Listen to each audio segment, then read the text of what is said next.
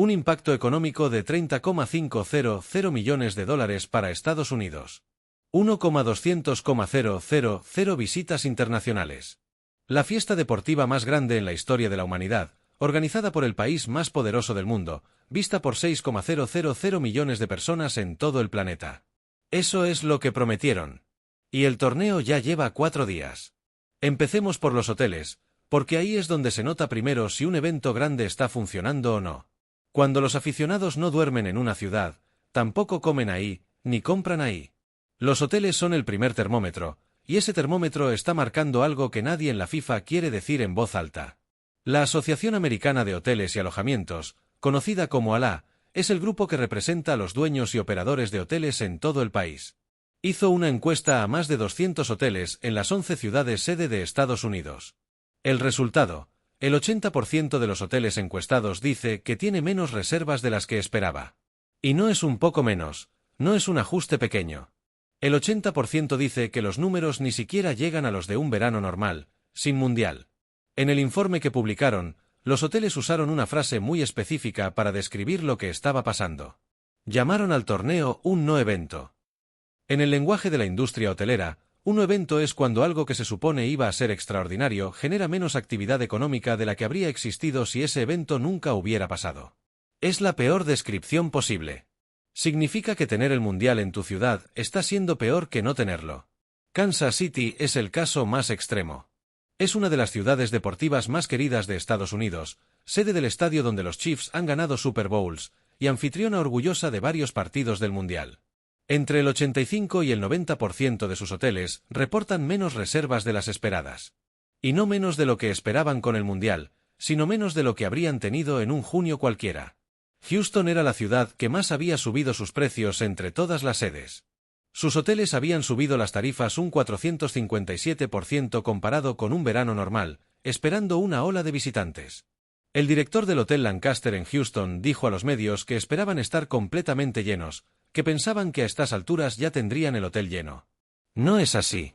Seattle reporta una ocupación de junio un 7% más baja que el año pasado. Sin mundial. Con el mundial, hay menos gente que sin él. En Atlanta, una persona que renta su casa por Airbnb publicó un vídeo en TikTok que se compartió cientos de miles de veces. Estaba en su apartamento, a poca distancia caminando del estadio, y dijo que no tenía ni una sola reserva para ninguno de los partidos que se iban a jugar ahí. Ni una. En el alojamiento más cercano al estadio. Nueva York, que será sede de la final el 19 de julio en el estadio MetLife, tiene quizás el dato más revelador de todos. La FIFA había calculado que 1,200,000 personas visitarían la ciudad durante el torneo. La Asociación de Hoteles de Nueva York le dijo a la agencia Reuters que esperan la mitad, 600,000. Y las reservas de vuelos desde Europa hacia Nueva York para junio y julio han caído un 15,8% comparado con el año anterior, según datos de una empresa que analiza el sector de aviación. Y no comparado con lo que la FIFA había calculado para el Mundial, sino comparado con el año anterior, que ya fue un año de caída. El turismo internacional hacia Estados Unidos bajó un 5,5% en 2025, la caída más grande desde la crisis financiera de 2008. Son 8,000 millones de dólares en ingresos turísticos que no llegaron. El Consejo de Relaciones Exteriores de Estados Unidos publicó esta semana un análisis donde señala que los discursos del presidente, durante su segundo gobierno, fueron uno de los factores que más pesó en esa caída. Los viajeros extranjeros ya estaban eligiendo no venir antes de que empezara el Mundial, y el Mundial no cambió esa tendencia, la encontró igual. Pero hay una historia dentro de esta historia que es todavía más grave que los datos de ocupación. Es la historia de lo que la FIFA hizo con las reservas que había apartado. Antes de cada torneo, la FIFA reserva grandes cantidades de habitaciones en los hoteles de las ciudades sede, para sus propias delegaciones, los medios de comunicación, los patrocinadores y el personal del evento. Es una práctica normal. Los hoteles aceptan esas reservas porque les garantizan ingresos, y organizan todo su calendario de verano alrededor de esas reservas garantizadas. Esto es lo que pasó este año. La FIFA había reservado miles de habitaciones en Boston, Dallas, Los Ángeles, Filadelfia y Seattle. A medida que se acercaba el torneo, cuando quedó claro que la demanda real no iba a llegar a las cifras que se habían calculado, la FIFA usó las cláusulas de cancelación de sus contratos y devolvió al mercado el 70% de esas habitaciones. Según la ALA, alrededor del 70% de las reservas de la FIFA fueron canceladas en esas 5 ciudades. En Filadelfia, la FIFA canceló cerca de 2,000 habitaciones de un total de 10,000 que había reservado al principio. El presidente de la Asociación de Hoteles de Filadelfia dijo a los medios que la FIFA actuó dentro de lo que decía el contrato y que no tuvo que pagar ninguna penalización por cancelar, pero que los hoteles no recibieron ninguna explicación. El efecto fue muy grave por una razón clara: los hoteles habían hecho sus planes de ingresos para el verano pensando que esas habitaciones estarían llenas. Habían rechazado otras reservas durante meses porque esas habitaciones ya estaban ocupadas por la FIFA, al menos en el papel. Habían contratado personal extra, habían planeado compras, eventos, menús. Cuando la FIFA devolvió esas habitaciones al mercado con solo unas semanas de aviso, los hoteles se encontraron con muchas más habitaciones disponibles de golpe, justo en un momento donde la demanda real ya era más baja de lo esperado. En algunas ciudades, los precios bajaron un 40% casi de un día para otro. El informe de la ALA lo dice sin rodeos: los hoteles pasaron años preparándose e hicieron inversiones importantes basándose en los cálculos oficiales de la FIFA. La FIFA creó una señal falsa de demanda, y después la retiró. Eso no es mala suerte. Eso es una decisión que tomó la organización, y tuvo consecuencias económicas reales para los dueños de hoteles, sus trabajadores, los proveedores locales y las economías de 11 ciudades de Estados Unidos. La pregunta de por qué los aficionados internacionales no están llegando tiene varias respuestas, y hay que contarlas todas con datos, no con opiniones. La primera es el precio.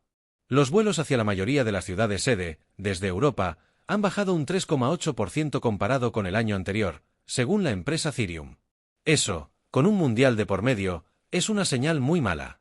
Los viajeros europeos que normalmente vendrían a Estados Unidos decidieron no venir este año, aunque tenían la excusa perfecta: el torneo de fútbol más grande de la historia.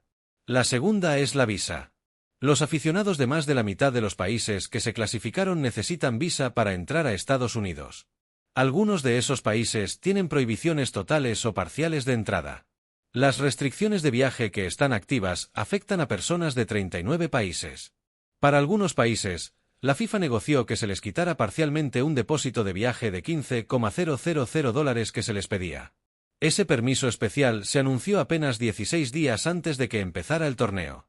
16 días para que familias que necesitan meses para planear su viaje, lo organizaran todo de golpe. La tercera es el miedo. Amnistía Internacional publicó una advertencia oficial de viaje para los visitantes internacionales del Mundial. La firmaron más de 120 organizaciones de derechos humanos. La advertencia hablaba del riesgo de que le nieguen la entrada a alguien sin razón clara, de detenciones, de revisiones invasivas de teléfonos y redes sociales, y de discriminación por raza.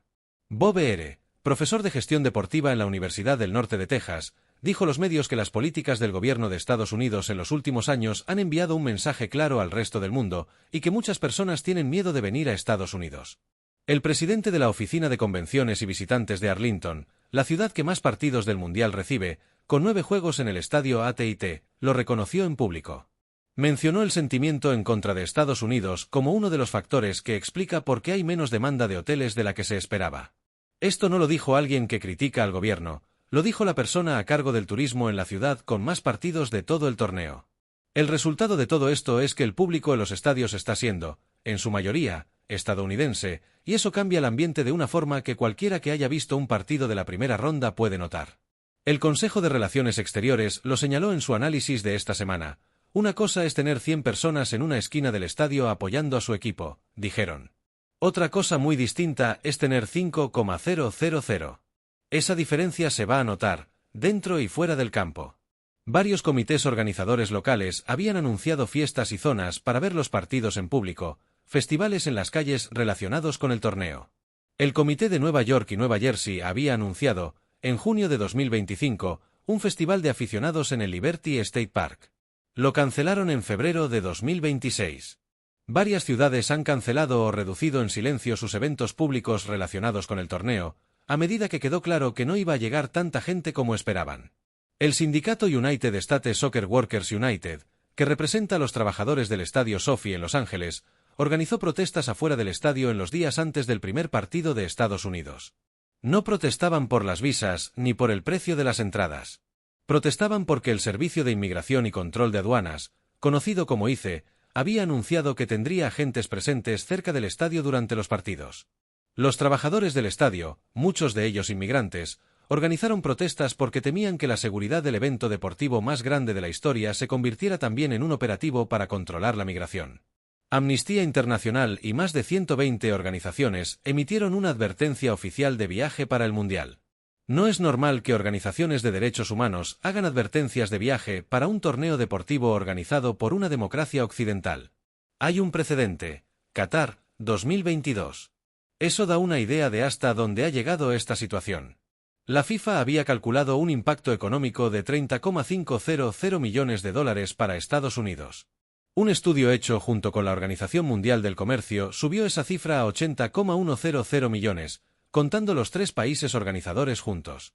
El Consejo de Relaciones Exteriores concluye, en su análisis publicado esta semana, que el impacto real va a quedar muy por debajo de esas cifras. La pregunta ya no es si habrá una decepción económica, la pregunta es de qué tamaño será. Hay ciudades que están funcionando mejor. Atlanta reporta datos más positivos. Los Ángeles, con el primer partido de Estados Unidos, tuvo un impulso real en las noches de partido. El fútbol sigue generando audiencias gigantes en televisión, como siempre. Topuria ganó su cinturón frente a Trump en la Casa Blanca, y eso ocupó los titulares. El VAR se equivocó en el partido entre Qatar y Suiza, y el debate se extendió por todas las redes. El fútbol, cuando pasa dentro del campo, sigue siendo fútbol. Pero fuera de los estadios, en los hoteles vacíos de Kansas City, en el apartamento de Airbnb junto al estadio de Atlanta que no tiene ni una reserva, en los lobbies de los hoteles de Dallas con precios cayendo semanas después de haberlos triplicado, en los vuelos desde Europa que no llegan a Nueva York al mismo ritmo que en cualquier otro verano. La realidad del torneo más grande de la historia se parece muy poco a lo que se prometió. Los estadios de Estados Unidos tendrán partidos durante 6 semanas. El fútbol seguirá siendo extraordinario dentro de ellos. Pero el país que se presentó ante el mundo como el organizador capaz de hacer esto mejor que nadie está demostrando, en tiempo real y frente a esos 6,000 millones de espectadores, una distancia entre lo que prometió y lo que está cumpliendo, una distancia que ninguna cámara va a poder esconder. ¿Y tú qué piensas sobre todo esto como espectador del Mundial 2026? Deja tu respuesta en los comentarios.